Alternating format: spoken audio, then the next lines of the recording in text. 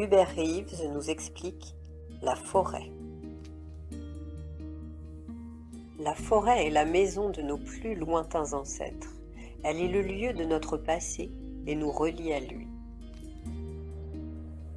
Nous y retournons pour nous pénétrer de notre origine et pour en retrouver la formidable vitalité. Je vous emmène dans les forêts d'Ardennes. Il s'agit d'une région forestière bien plus vaste qui s'étend sur la Belgique, la France, le Luxembourg et même un peu sur l'Allemagne. Le massif ardennais est l'un des plus anciens massifs d'Europe. C'est quoi un massif? C'est un ensemble montagneux.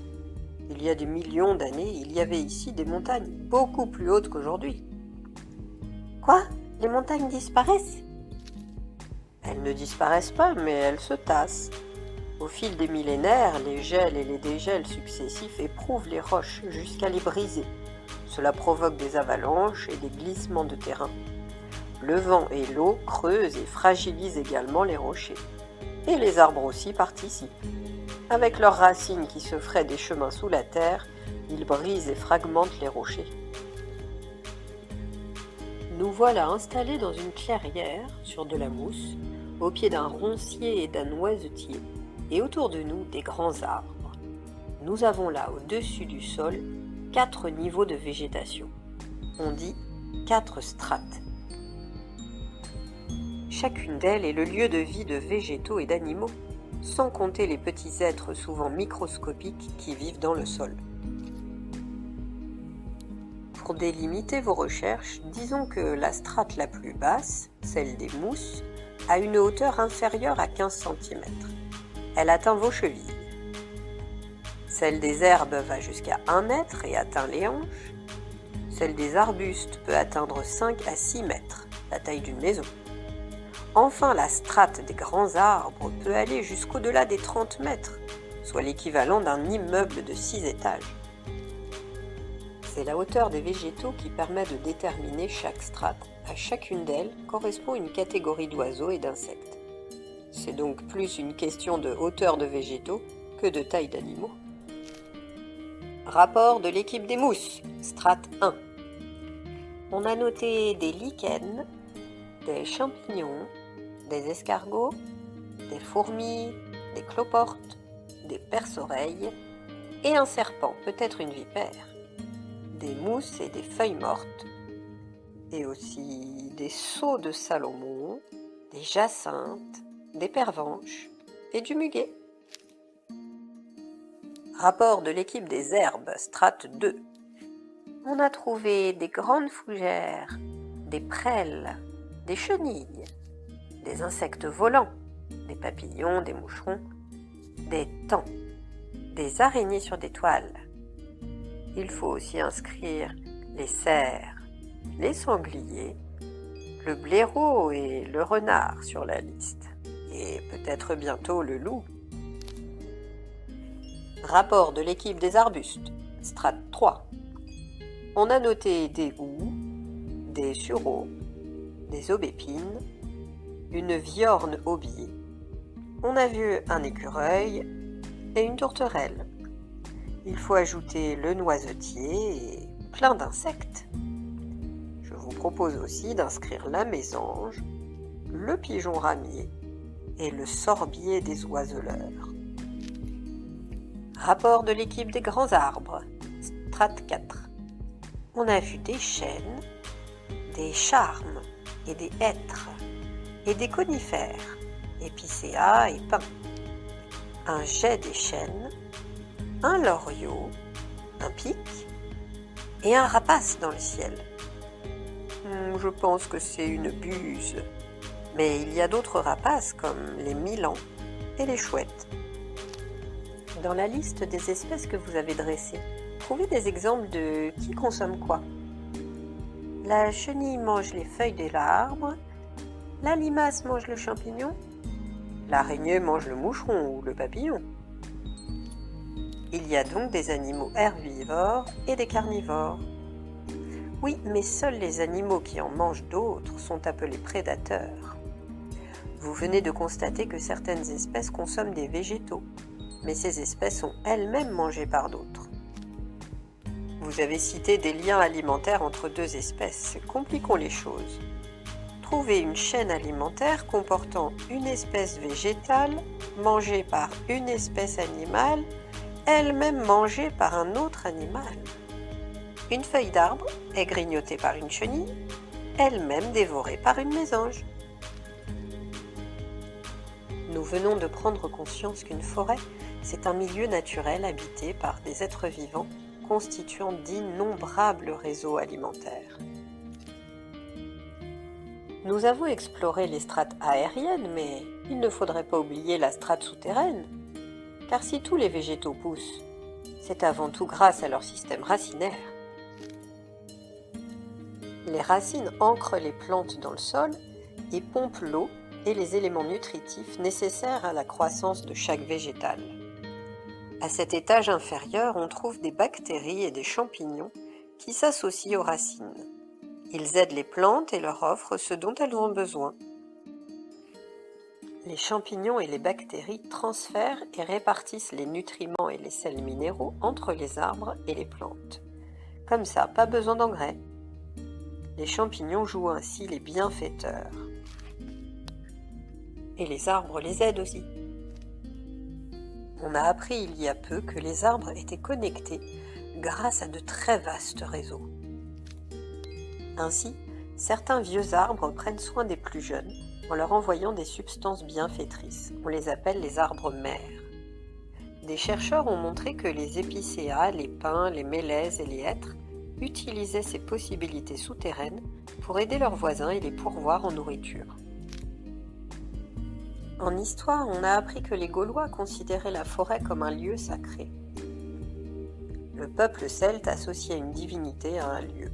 D'ailleurs, la forêt d'Ardenne où nous sommes doit son nom à Arduina, la déesse de la forêt des Gaulois. Il y avait de quoi se nourrir. Les Gaulois y trouvaient des champignons, des glands, des fruits et des animaux. Si les jeunes arbres bénéficient de certains bienfaits d'autres arbres, les hommes aussi en tirent profit. Comme le bois flotte sur l'eau, on en a fait des pirogues, puis des bateaux à voile. Avec le bois, on se chauffe aussi. Oui, mais attention, l'approvisionnement en bois de chauffage ne doit pas entraîner une modification de la forêt qui deviendrait comme une usine à produire du bois. Une forêt n'est une forêt que si l'on garde des bois morts, de gros, grands et vieux arbres, des clairières, des mares, une diversité d'espèces. De nos jours, de nombreux pays tropicaux n'hésitent plus à détruire leurs forêts pour les remplacer par des cultures afin d'en tirer des agrocarburants. Ou pour faire de la pâte à tartiner. J'ai entendu dire qu'on plantait des palmiers pour ça. Et pas seulement pour fabriquer de la pâte à tartiner, Clotilde. Avec les palmiers, on produit de l'huile de palme. C'est aujourd'hui l'huile la plus consommée au monde. On l'utilise pour créer des produits alimentaires, des produits cosmétiques, des savons. Il vaudrait mieux garder les forêts et les agrandir. Les arbres sont nos alliés pour lutter contre le réchauffement climatique dû au dioxyde de carbone, car ils ont les moyens de fixer le carbone. Parfois, c'est pour produire du soja que la forêt tropicale est détruite. C'est vrai. Le soja est très souvent choisi comme alimentation pour les vaches laitières, les porcs, les volailles. Nous pourrions pourtant nous en passer pour nourrir les animaux. Il suffirait d'augmenter la part d'herbes pâturées et de foin. Aujourd'hui, il faudrait plutôt recréer des forêts et arrêter de construire sur les terres agricoles. Car tous les 7 ans, l'équivalent d'un département est détourné de sa vocation nourricière pour être recouvert de béton et de bitume. C'est énorme! Cela veut dire qu'il y avait beaucoup plus de forêts avant? Oui, Louisa, la forêt a perdu d'immenses surfaces. Et lorsque l'on prive certaines espèces de leur habitat, celles-ci disparaissent. Je vais à présent vous parler d'une initiative positive. Dans le village mexicain de Nanacamilpa, une coopérative propriétaire d'une scierie a décidé de sauver sa forêt. car sa forêt contient un trésor. Un trésor avec des pièces d'or? Non, Hervé, avec des lucioles. C'est quoi des lucioles? Des insectes communément appelés vers luisants. Entre juin et août, des milliers de ces insectes donnent un spectacle inoubliable, et les familles de la coopérative se sont dit que le tourisme rapporterait davantage que la coupe des arbres. Et c'est ce qui est arrivé. Du coup, les villages voisins vont eux aussi planter des pins et des sapins pour attirer des lucioles. Cette initiative a réduit de 70% la production du bois. Et en plus, pour préserver les lucioles, ils ont aussi arrêté l'utilisation des herbicides et des insecticides. Désormais, on reforeste. Il y a peu en Inde, 800 000 bénévoles ont planté 49 millions d'arbres en 24 heures. Et encore plus récemment, les Indiens ont largement battu leur propre record. 66 millions d'arbres ont été plantés en seulement 12 heures. Saviez-vous que dans le sud de la Chine, on est actuellement en train de créer une ville-forêt? Cette première ville-forêt chinoise sera une ville où les bâtiments, les bureaux, les hôtels, les hôpitaux et les écoles seront tous entièrement couverts par des plantes et des arbres. Je vais à présent vous parler de la canopée. Tout à l'heure, on a exploré les strates de la forêt ardennaise. Si nous étions en Amazonie, il y aurait une strate de plus, à plusieurs dizaines de mètres de hauteur. La canopée. La vie y est très intense. Dans cette canopée, on a pu identifier un grand nombre d'espèces nouvelles, aussi bien en Amazonie qu'en Afrique équatoriale et en Indonésie. Les feux de forêt, quand ils se propagent, sont plutôt dramatiques. Ici, en Ardennes, les feux de forêt ne sont pas fréquents, mais souvent sont plus fréquents en Espagne ou au Portugal, ou encore en Amérique, où ils sont gigantesques et dévorent les maisons. Avec le réchauffement climatique, on aurait bien besoin de forêts qui ne brûlent pas.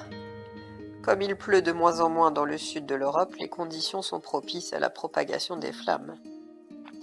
Il est dommage que les chênes-lièges n'aient plus la cote en zone méditerranéenne, car c'est une espèce peu sensible au feu et capable de se régénérer après un incendie. Allons, il est temps pour nous de rentrer. Déjà? En tout cas, moi j'ai beaucoup apprécié ce bain d'arbre.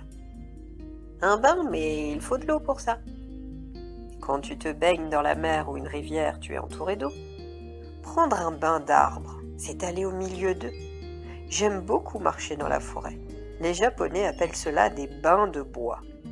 Il y a quelque chose qui se passe. Un contact s'établit entre vous et cette présence végétale. Pour conclure la journée, quelle définition donneriez-vous de la forêt?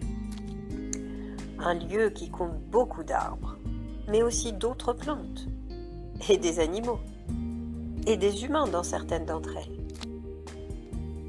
Il est nécessaire qu'une forêt abrite une biodiversité. Il importe surtout d'assurer le développement durable des forêts.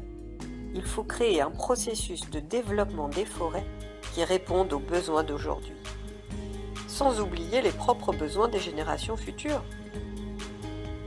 Mais une autre conclusion s'impose. Le monde végétal et le monde animal se ressemblent plus que ce que l'on croyait. Pensez à ces arbres qui s'entraident. Un scientifique les compare même aux éléphants qui vivent en groupe et n'abandonnent pas les plus faibles. Les arbres sont aussi à leur façon des êtres sensibles. Et n'oubliez pas, demain, nous irons chacun planter un arbre.